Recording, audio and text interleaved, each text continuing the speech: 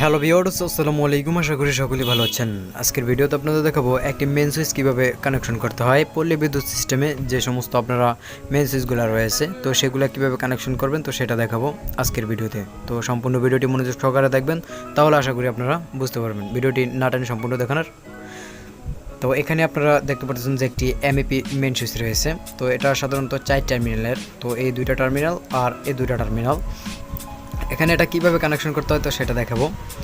তো প্রথমত এখানে এই যে উপরে যে নিচের দুইটা টার্মিনাল রয়েছে, তো এখানে লেখা রয়েছে L1 আর এখানে রয়েছে N1, ঠিক আছে। তো উপরে রয়েছে L1 আর নিচের উপরে আরেক সাইডে লেখা রয়েছে NE।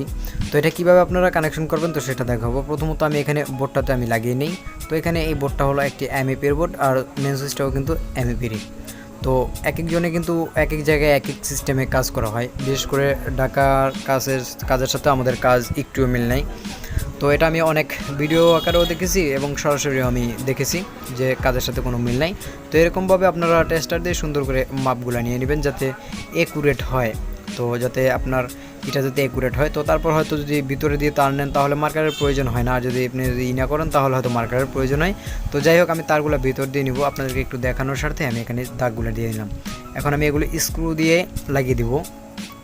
আপনারা দেখতে পাচ্ছেন যে স্ক্রু আমি একটি অলরেডি লাগিয়ে ফেলেছি। তো এখন এখানে 4টি স্ক্রু আপনারা দেখতে পাচ্ছেন লাগানো হয়ে গেছে। 1 2 3 এই 4, মোট 4টি স্ক্রু অলরেডি লাগানো হয়ে গেছে। এখন আমার এই ভিতরে যেই 4টা দেখতে পাচ্ছেন তো এগুলো ছিদ্র করতে হবে, কারণ ছিদ্র করে এগুলো দিয়ে আমি তারটা নিয়ে যাব সরাসরি ভিতর দিয়ে। তো দেখতে একটা খুব সুন্দর একটি মনে হয়, কারণ বাইরে কোনো ধরনের তার বা কোনো ধরনের সিস্টেম থাকে না। তো এখানে আমি ভিতর দিয়ে তারটা নিব। আর এটা হলো একটি 320 তার, যেটা 2.0 RM তার। তো আমরা যেটাকে বলি 320 তার, আর এটা হলো 2.0 RM তার। এখানে নিচ থেকে আমরা দেব মেন সুইচ থেকে, মানে সুইচটা থেকে, যাতে সুইচটা থেকে দিলে হলো কি আপনার লাইনটা যখন অফ করে দেব তখন যাতে অফ থাকে আর ফিউজের ভিতরে না আসে। আর যদি আমি ফিউজের ভিতরে দিতে যাই তাহলে কিন্তু অল টাইম কারেন্ট থাকবে ফিউজটা, এবং মেন সুইচটা যদি অফ করি তাহলে কিন্তু কারেন্টটা থাকবে। কারণ উপরের টার্মিনালে তো আপনার সরাসরি লাইন থাকে, তো যার কারণে। আর যদি মেন সুইচে দেন তাহলে তো আর কোনো ধরনের সমস্যা হবে না। তো এরকম করে প্রথমত তার দুইটা আমার সুলে নিতে হবে, যেহেতু আমি আর পল্লী বিদ্যুতের নিয়ম হলো যে কীভাবে কানেকশন করবেন তো সেটাই পল্লী বিদ্যুতের কানেকশন অনুযায়ী আমি এখানে কানেকশনগুলো আমি করে দেখাবো। তো এইভাবে করে তারগুলো একটু ভাঁজ দিয়ে নেবেন, তাহলে তারটা টান দিলে যাতে মানে খুব সহজে ছুটবে না। তো এখানে এই দুইটা নিচের যে দুইটা টার্মিনাল রয়েছে তো সেই দুইটা টার্মিনাল আমার দোনোটা ফেজ লাগিয়ে দিতে হবে, মানে একটি ফেজ আমরা দুইটি বানাবো। তো দুইটি হবে লোড আর দুইটি হবে নিউট্রাল। তো এখানে আমি চাইলে দুইটি এবং একটি চাইলে আমি ব্যবহার করতে পারি। তো আমি একটি নিউট্রাল ব্যবহার করব আর দুইটি ফেজ ব্যবহার করব। তো লোড অনুযায়ী আপনারা কাজগুলো করবেন। তো এখানে যদি দুইটা নিউট্রাল প্রয়োজন হয় তাহলে দুইটা নিউট্রাল প্রয়োজন, আর যদি একটি প্রয়োজন হয় তাহলে একটি, আপনাদের ইচ্ছা মতো। তো এইভাবে এখন আমি এখানে লাগিয়ে নিলাম। তো আপনারা দেখতে পাচ্ছেন যে আসলে এই কাজগুলো আমার কেমন বা কী আসবে সেটা আমাকে কমেন্ট করে জানাবেন। আমার কাজগুলো যদি আপনাদের কাছে ভালো লাগে তাহলে অবশ্যই ভিডিওতে একটি লাইক করবেন এবং কমেন্ট করবেন যাতে আমার ভিডিও কেমন হয় বা কী সেটা আমাকে একটু জানাবেন। তো আমি এখানে দুইটা লোড হিসেবে আমি ব্যবহার করতেছি, আর নিচেটা আমি মেইন লাইন হিসেবে, যেটা সরাসরি মিটার থেকে টুইন কোর তার দুইটা আসে। তো সেই টুইন কোর তার দুইটা আমি এখান থেকে করে নিলাম। তো ওই দুইটার কাজ একটু পরে করবো, টুইন কোর তারটা আমি পরে লাগাবো। তো আমি ভিতরের মেন সুইচের কাজটা শেষ করে নিই।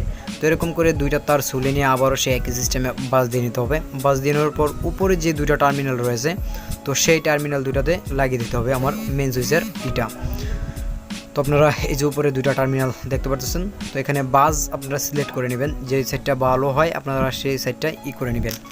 তো এখন আমার সোজা যে তারটা রয়েছে একটি, তো সেই তারটা আমি এখানে লাগিয়ে দিব উপরের টার্মিনালে। তো এইভাবে সুন্দর করে টাইট করে নিতে হবে, লুজ থাকা যাবে না, কারণ যেহেতু মেন লাইন তো সেই হিসেবে আপনারা কোনো কানেকশন একটু লুজ করবেন না। কারণ লুজ করলে হয় কি, আপনি এটা মেন সুইচ যেহেতু স্পার্ক করতে করতে যেহেতু লোড সম্পূর্ণটা এই জায়গায় পড়বে, তো সেক্ষেত্রে এখানে স্পার্ক করতে করতে একসময় এটা সুইচটা খুব সহজেই নষ্ট হয়ে যায়। এবং এখানে আমরা নিয়ম মেনে একটু কাজগুলো করব, যেমন আপনার যদি প্রয়োজন হয় 30 এম্পিয়ারের একটি মেন সুইচ ব্যবহার করা, তো আপনি যদি সেই জায়গায় 20 এম্পিয়ার মেন সুইচ হয় না সাধারণত, তো 15 এম্পিয়ার মেন সুইচ ব্যবহার করেন, তো সেক্ষেত্রে কিন্তু আপনার মেন সুইচটা পুড়ে যাবে এবং বেশি দিন টিকসই হবে না। তো আপনার একটি ঘরের লোড কেমন পড়ে বা লোড অনুযায়ী আপনারা একটি মেন সুইচ বা সার্কিট ব্রেকার ফিউজ যাই ব্যবহার করেন না কেন, বা আপনাদের বিভিন্ন ধরনের ফিউজ কিন্তু থাকে। যেমন কাট আউট বলি আমরা, ফিউজ কাট আউট। তো যাই হোক না কেন, এখন আমরা কিন্তু ভিতরের কাজগুলো কিন্তু করে নিলাম। এই দুইটা হলো আমার লোডের জন্য, আর এই দুইটা হলো আমার মেন লাইন, যেটা সরাসরি আমার মিটারের টুইন তার থেকে এসেছে। এখন এটার মাছ দিয়ে আমরা তারটা করে ফেলবো, একটু সুলে নিব। সুলে নেওয়ার পর এখানে একটি টুইন তার নিতে হবে। তো এই যে আমার হাতে একটি টুইন তার আপনারা দেখতে পাচ্ছেন। তো এই টুইন তারটা প্রথমত এখানে সুলে নিতে হবে। আমি এই টুইন তারটা সুলে নিতেছি, আপনারা দেখতে পাচ্ছেন। তো টুইন তারটা মোটামুটি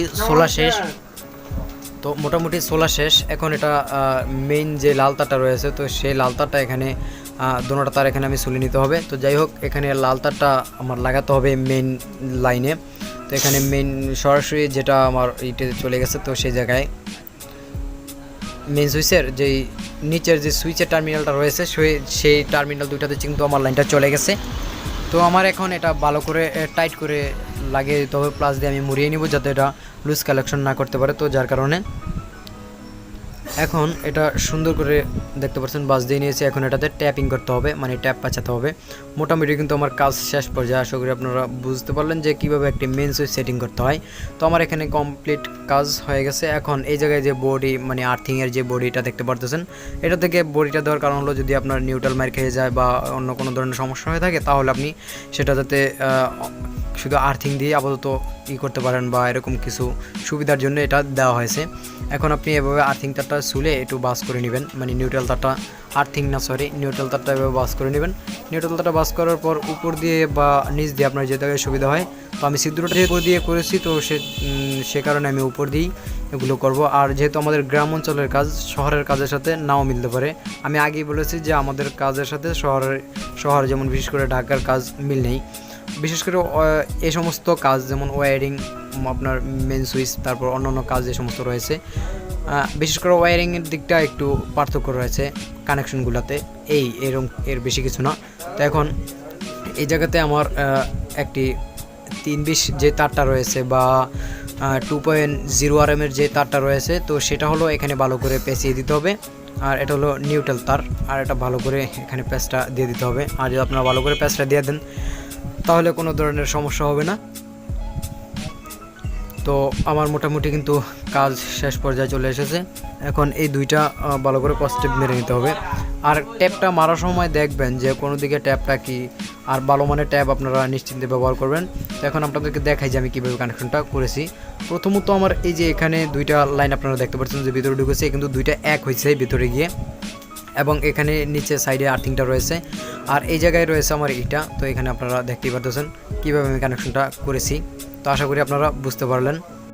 মোটামুটি এই ছিল আজকের ভিডিও, আশা করি বুঝতে পেরেছেন। ভিডিওটি ভালো লাগলে অবশ্যই একটা লাইক করবেন, কমেন্ট করে আপনার মূল্যবান মতামত জানাবেন। আপনি যদি মনে করেন আমার এই চ্যানেল থেকে কিছু শিখতে পারছেন, তাহলে চ্যানেলটি সাবস্ক্রাইব করেন এবং নোটিফিকেশন এখানে ক্লিক করবেন পরবর্তী ভিডিওগুলো দেখার জন্য। কথা নিয়ে পরবর্তী ভিডিওর জন্য সবাই সাথে থাকবেন, সুস্থ থাকবেন। আল্লাহ হাফেজ।